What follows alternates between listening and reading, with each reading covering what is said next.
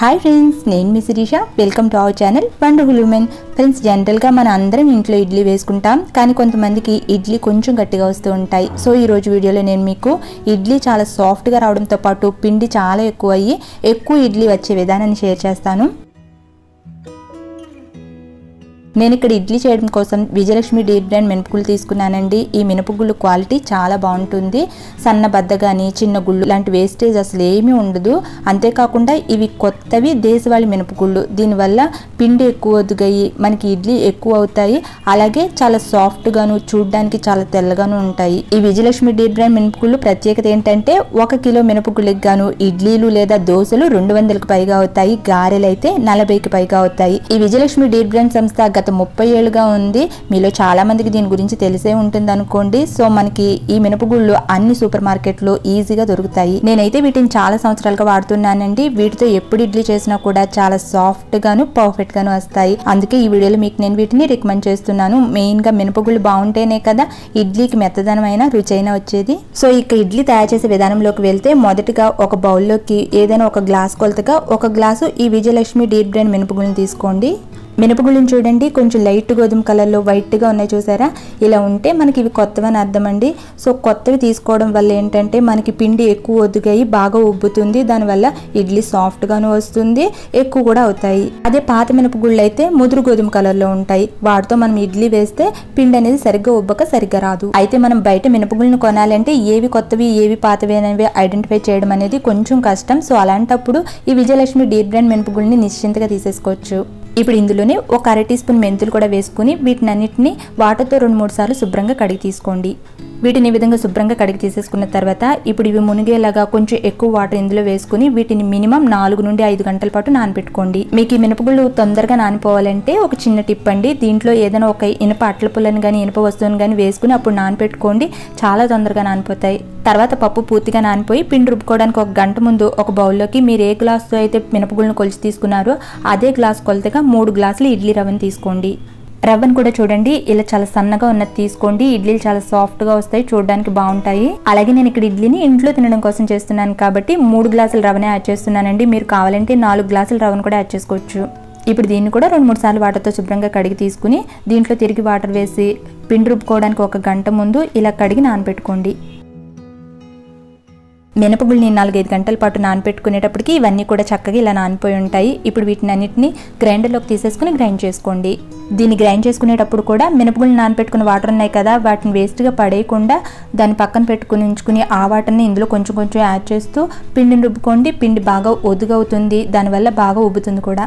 పప్పు మనకి చాలా తొందరగానే మెదిగిపోతుందండి. కొంతసేపు దీన్ని గ్రైండ్ చేసుకునేటప్పటికి పొట్టు మినపప్పుతో గ్రైండ్ చేసుకున్నట్టుగా పిండి చూడండి ఏ విధంగా ఎక్కువ ఒదుగవుతుందో. అలాగే పిండిని చూడండి, ఇలా పైనుంచి పోస్తూ ఉంటే ఎంత జిగురు ఉందో, ఇలా జిగురు ఎక్కువగా ఉంటే మనకి ఇడ్లీలు మెత్తగా వస్తాయి. పిండి కూడా చూసారా ఎంత తెల్లగా వస్తుందో. సో దీనివల్ల మనకి ఇడ్లీ కూడా తెల్లగా వస్తుంది. పిండిని చాలా మెత్తగా గ్రైండ్ చేసేసుకుని ఈ పిండి మొత్తాన్ని వెడల్పుగా ఉన్న ఒక పెద్ద గిన్నెలోకి తీసేసుకోండి. ఈ విధంగా దీన్ని చాలా మెత్తగా గ్రైండ్ చేసేసుకుని తీసుకోండి. ఈ పిండి మధ్యలో గమనిస్తే ఎయిర్ గ్యాప్స్ కనిపిస్తున్నాయి చూసారా? ఇలా వస్తే పిండి మనకి బాగా ఒదుగైనట్లు బాగా పొంగుతుంది కూడా. ఇలా పిండిని గ్రైండ్ చేసేసుకుని తీసుకున్న తర్వాత ఆల్రెడీ మనం 1 గంట ముందే రవ్వ నానబెట్టుకుని ఉంచుకున్నాం కదా, దాంట్లోంచి వాటర్ మొత్తాన్ని తీసేసుకుని ఆ రవ్వలో కొంచెం కూడా వాటర్ లేకుండా పూర్తిగా చేతితో పిండేసి ఆ రవ్వ మొత్తాన్ని గ్రైండ్ చేసుకుని పిండిలోకి వేసేసుకోండి. ఈ విధంగా రవ్వ మొత్తాన్ని కూడా పూర్తిగా నీళ్ళు లేకుండా పిండేసి మొత్తం అంతా కూడా పిండిలో యాడ్ చేసేసుకోండి. ఇప్పుడు ఈ రవ్వంతా కూడా పిండిలో మిక్స్ అయ్యేటట్లు బాగా కలిపేసుకోండి. ఇలా దీన్నంతా బాగా కలిపేసుకున్న తర్వాత ఈ పిండి మొత్తాన్ని నెక్స్ట్ డే మీరు వాడేసుకునేటట్లయితే పిండి మొత్తాన్ని ఫర్మెంట్ చేసేసుకోండి. లేదంటే ఇందులో మీకు ఎంత పిండి కావాలో అంతే ఫర్మెంట్ చేసుకుని మిగిలిన పిండిని ఫ్రిడ్జ్లో స్టోర్ చేసేసుకోండి. అప్పుడు పిండి బాగా పుల్లబడకుండా ఉంటుంది. మీరు ఆ పిండిని వాడుకోవాలనుకున్నప్పుడు 1 గంట లేదా 2 గంటల ముందు ఫ్రిడ్జ్లోంచి తీసేసుకుని బయట పెట్టుకుని తర్వాత వాడుకోండి. నేను ఇంత పిండిని మాత్రమే తీసుకున్నానండి ఫర్మెంట్ చేయడానికి. మిగిలిన దాన్ని నేను ఫ్రిడ్జ్లో పెట్టేసుకున్నాను. పిండిని కూడా స్టీల్ గిన్నెలోకి తీసుకోండి, ఇలాగా అప్పుడే బాగా ఫర్మెంట్ అవుతుంది. అలాగే గిన్నెలోకి ఇది ఇలా సగానికి మాత్రమే వచ్చేటట్లు చూసుకోండి, మళ్ళీ ఇది పొంగుతుంది కదా. పిండిని కూడా మరీ పల్చగా కానీ లేదంటే మరీ గట్టిగా కానీ గ్రైండ్ చేసుకుని తీసుకుంటే మనకి సరిగ్గా పొంగదండి. సో ఇక్కడ చూపిస్తున్న విధంగా ఈ విధంగా గ్రైండ్ చేసుకుని తీసుకోండి, బాగా పొంగుతుంది. పిండి ఉబ్బడానికి ఎండాకాలంలో అయితే తొందరగా పులిసిపోతుంది, కానీ చలికాలంలో అయితే ఎక్కువ టైం పడుతుందండి. సో చూసుకుని 6 నుండి 8 గంటల పాటు ఈ పిండిని పులియబెట్టుకోండి. 6-8 గంటల తర్వాత చూస్తే పిండి చూడండి చక్కగా పొంగింది కదా. ఇప్పుడు ఇందులో టేస్ట్కి సరిపడా సాల్ట్ వేసుకుని కలుపుకోండి. పిండిని గ్రైండ్ చేసేటప్పుడే వేయొద్దు సాల్ట్, అలా వేస్తే మనకి పిండి అనేది సరిగ్గా పొంగదు. దీన్ని కలిపేటప్పుడు కూడా నెమ్మదిగా కలుపుకోండి. బాగా కలిపేశారంటే పొంగిన పిండి అంతా మళ్ళీ అణిగిపోతుంది. దానివల్ల మనకి ఇడ్లీలు చాలా మెత్తగా రావు. ఈ పిండి మరీ గట్టిగా ఉందనిపిస్తే ఇందులో కొంచెం వాటర్ని యాడ్ చేసుకుని పిండిని మరీ గట్టిగా కాకుండా మరీ పల్చగా కాకుండా ఇక్కడ చూపిస్తున్న విధంగా ఈ విధంగా కలుపుకోండి. పిండిని మనం గట్టిగా కలుపుకుంటే ఇడ్లీ గట్టిగా వచ్చేస్తుంది, బాగా పల్చగా కలుపుకుంటే ఇడ్లీలు తడితడిగా ఉంటాయి. సో ఈ విధంగా కలుపుకోండి. ఇప్పుడు ఇడ్లీ వేసుకోవడానికి స్టవ్ మీద ఇడ్లీ పాత్రను పెట్టుకుని దాంట్లో 1 ఇంచ్ ఎత్తు వచ్చేటట్లు నీళ్ళు యాడ్ చేసుకుని మరిగించుకోండి. ఈ వాటర్ మరిగేలోపు ఇడ్లీ రేకుల్లోకి ఇడ్లీ పిండిని నింపుకుందాం. ఇడ్లీ రేకుల్లోకి పిండిని నింపుకునే ముందు రేకుల్ని వాటర్తో తడుపుకోండి, తర్వాత ఈజీగా వదిలొచ్చేస్తాయి. అదే రేకులు స్టీల్ అయితే కొంచెం ఆయిల్ అప్లై చేసుకోండి. ఇలా పిండిని నింపేసిన తర్వాత రేకుని ఒకసారి ట్యాప్ చేయండి. ఈ విధంగా మీకు ఎన్ని ఇడ్లీలు కావాలో దానికి తగ్గట్టుగా రేకుల్లోకి పిండిని నింపేసుకోండి.